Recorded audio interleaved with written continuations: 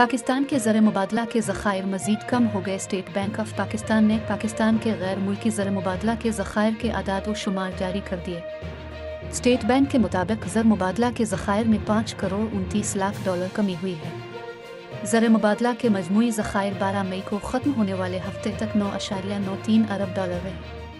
State bank के पास मौजूद ज़खायर 7.15 crore dollar कम होकर 4.31 अरब डॉलर रहे, जबकि कमर्शियल बैंकों के ज़खायर 1.86 करोड़ डॉलर इजाफे से 5.62 अरब डॉलर रहे।